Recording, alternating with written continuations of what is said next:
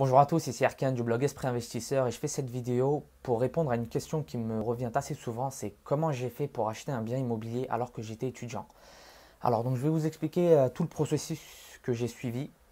Avec du recul, je n'aurais pas forcément agi comme ça, mais je vais tout dévoiler. Alors, il y a 3-4 ans de ça, je pensais que le crédit c'était quelque chose de mal. Que si on s'endettait, du coup, on payait plus d'argent, on payait plus d'intérêts et le bien qu'on achète à première vue 180 000 euros, admettons, il nous revient beaucoup plus cher. Donc, du coup, je m'étais fixé un objectif, c'était de mettre en 3 ans 50 000 euros de côté pour pouvoir acheter un bien immobilier. Donc, pour ça, à mes 18 ans, je me suis mis à travailler le week-end. J'étais déjà étudiant, donc j'ai commencé à chercher un boulot du week-end. Donc là, j'ai signé un CDI de vendeur. Donc je travaillais samedi, dimanche. Donc durant 3 ans, j'ai travaillé samedi, dimanche de façon acharnée sans prendre de vacances. Et en plus de ça, j'ai cumulé un deuxième emploi durant une période de 2 ans parce que j'étais étudiant en alternance. Donc j'avais 2 emplois qui me généraient de l'argent et qui me permettaient de mettre de côté. C'est un peu paradoxal, mais plus on travaille, plus on gagne de l'argent. Et moins on a de temps pour le dépenser, donc plus on met de côté. A contrario, on travaille, on a nos week-ends, on a nos vacances, on a beaucoup de temps pour dépenser et au final, on ne met pas beaucoup d'argent de côté. Donc ça a été un mal pour un bien. Au bout de 3 ans, j'ai atteint mon objectif de 50 000 euros. Et donc la première erreur que j'ai fait, c'est de quitter mon job du week-end qui était en CDI. Donc pour moi, c'était seulement un job du week-end. Donc ça n'avait pas forcément de valeur aux yeux des banquiers.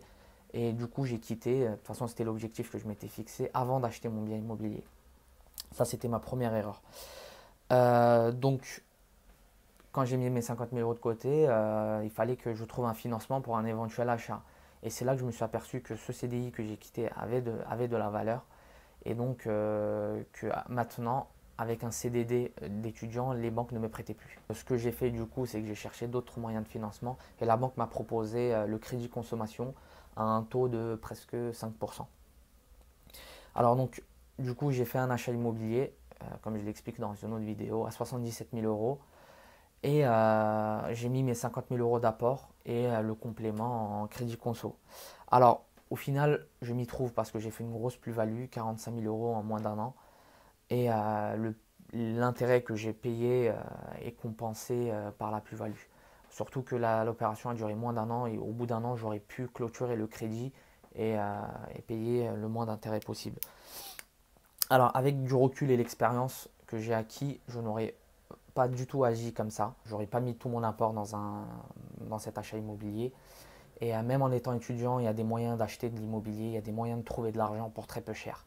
D'ailleurs, ce sera l'objet de ma prochaine vidéo spéciale étudiante. Voilà, c'était tout pour cette vidéo. Si vous êtes intéressé par savoir comment j'ai généré plus de 45 000 euros de plus-value en moins d'un an, sans compter les 2 dernières opérations que je viens de réaliser il y a quelques jours, cliquez sur le lien sous la vidéo pour aller sur mon site et télécharger mon e-book où j'explique tout mon parcours et où je donne des petites astuces pour faire du bénéfice dans l'immobilier.